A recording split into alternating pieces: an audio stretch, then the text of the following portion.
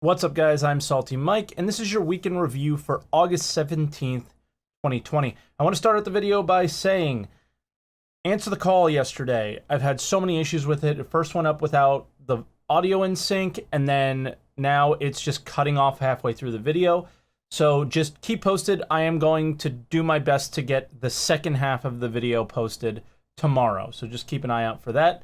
And yeah, the usual. If this is your first week in review, this is where I go ahead and take all of the Star Citizen official news for the week, pile it into one video, and insert my opinions a little bit in there. So if you do enjoy the video, make sure you hit the like button to appease the YouTube algorithm and help our channel continue to grow.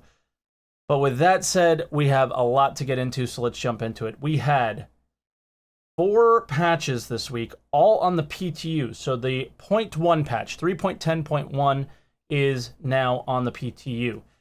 They started out with the first patch, and they added bartender AI to the rest stops, along with some ship UI changes as well. And then they nerfed the Defender again for like the 5th time and changed it a little bit. And they also fixed the Avenger broken door. So if you ever got stuck in the Avenger because the door wouldn't open, now they have a button there that you can click and open it manually. They also fixed some bugs where they slowed the slow stream in location. So if you ever went to an outpost and it just didn't show up and it took a while, that should be fixed probably. And they also, this is the big one, they fixed the Grey Cat Rock tractor beam. And I plan on having a video out on this week. In my opinion, this is one of the top earners in the game now, and it's a lot of fun to use, and I'm very excited to put that video out. The next patch was 3.10.1b. This is the one where they fixed the 0 UEC bug. So if you were playing on live or on the PTU and you just had no money, there was an issue. They resolved it here with this patch. 3.10.1c, they added the Reliant series for in-game purchase. So that is every flyable ship, aside from any of the limited sales, that can be purchased. I don't think all of them can be rented, but they can all be purchased in the game now. So, you know, the pay-to-winners have a little bit less to say. Now, the steps that we take to get to be able to purchase those, that's a whole nother story.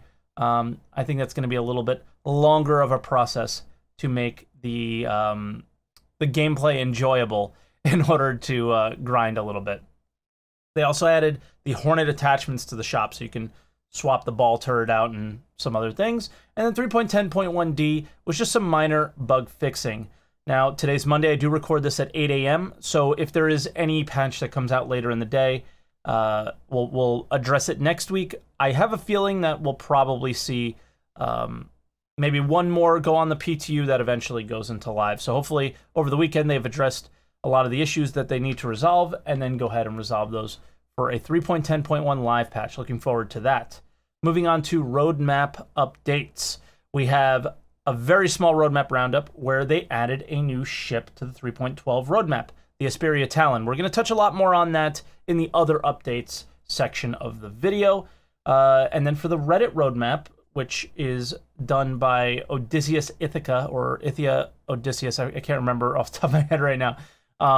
He shows all the progress that's going on straight from the roadmap, and there's some minor progress that's gone on into 3.11. Cargo decks are now up to 78% done. Improved throw is up 4% to 75% done. The 100i series for 3.11 is up 10%, and the shotgun is up 14% to 71% complete.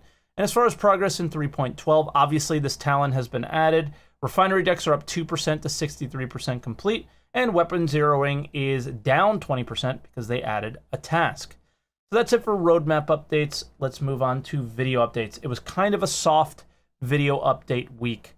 So they start out with the Talon featurette. So why the Talon? I mean, I think that's a question to ask. It's another fighter. It's a light fighter, and they talk about it here. I really like how the Tavarin race and their ships look. It is very different to the other ships in game, and at the moment the Tavarin only really have the Prowler, and that's a dropship, so it's not suited for a wide range of players. So we created the Talon to be a fighter counterpart to it. Of course they want a ship that suits more people because it sells better. So I think they know that they're onto something with the design of the Tavaran ships. But after the Prowler was nerfed and not the best dogfighter in the game anymore, I don't see them being used that much. So taking that design that people love and making it more useful, yeah, it gives the series, I guess, a little bit of love in the game, which is probably warranted as well. So when do we get it? So the Talon is already well into production. It is already flyable in engine, and it's great to get a concept straight into engine without a sort of a pause in between. Personally, I like the idea of straight to flyable ships because there are no changes made from any concept images that you may have fallen in love with. This sale is similar to that because it is a concept sale, but it is much further along in the process because it's coming in the beginning, I guess, of 3.12. So you kind of get what you're paying for. You know what you're paying for, and that's what you get delivered.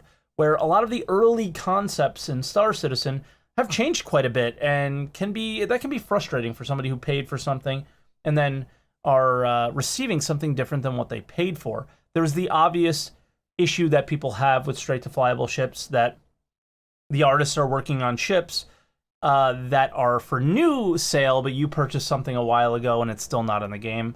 So that's obviously an issue as well. So what is the Talon's role here? The Talon is built to be a fighter that has some stealth elements to it. So it excels at jumping in, striking hard, and then getting out of the fight using its agility to escape returning fire.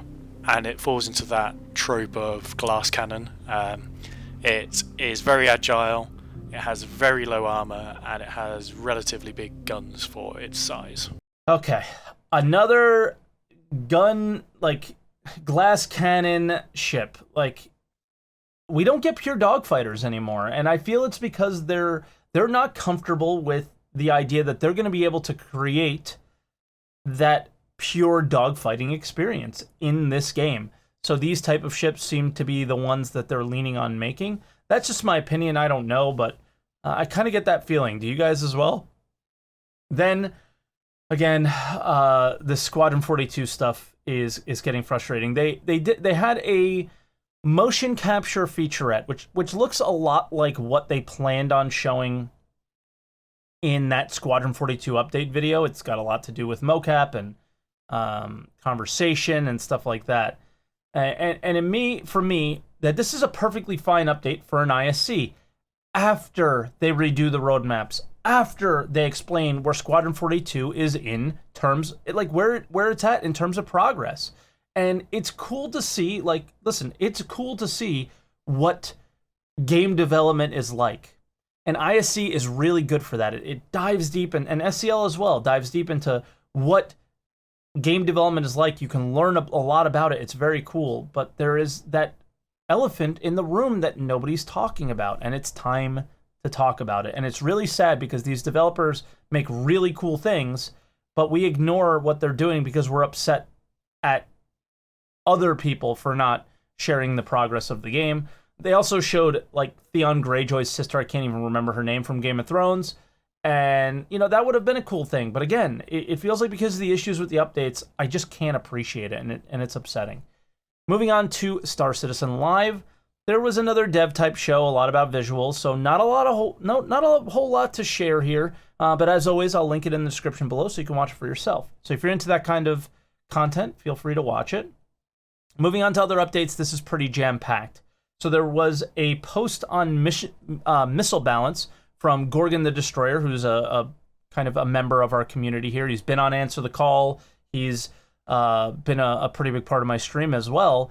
And this is what we need to hear from Yogi.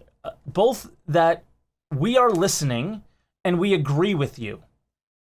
And it will take time, right? Like, that's the big one. He goes, we're listening to you, we hear you, we agree with you, but this is going to take some time, so please be patient with us. This is the messaging that didn't really ever exist before. Or at least it existed, but there was like I don't want to be rude, but like the ego behind it of a Chris Roberts, or, you know, they're obviously successful people. There's some ego behind them, and Now it feels really down to earth and honest, and it makes me comfortable with their work on combat and flight. And, you know, maybe I'll take back what I said a little bit. It's just Yogi seems a little bit more down to earth and understands where we're coming from on the subject, and he knows how to address it properly, where maybe some of the other guys just don't, right? Then we also had a sneak peek. This was on the 315C exterior, but it's a lot more than that.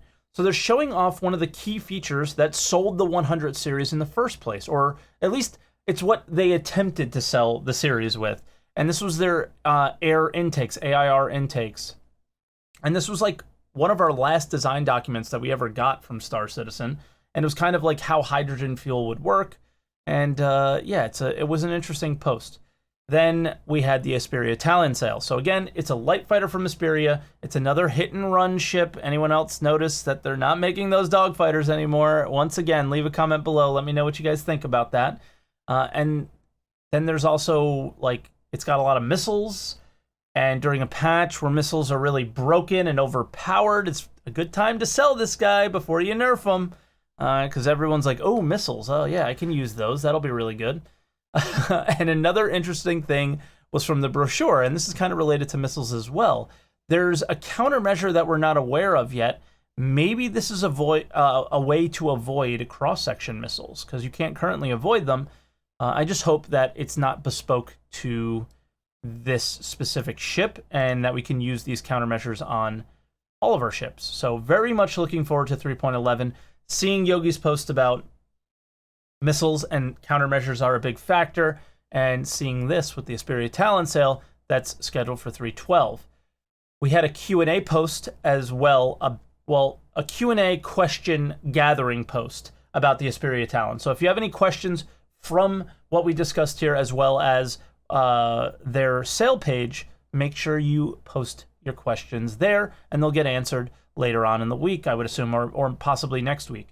Then we had SDF Tech. There was a post on Spectrum about it, this sign distance fields.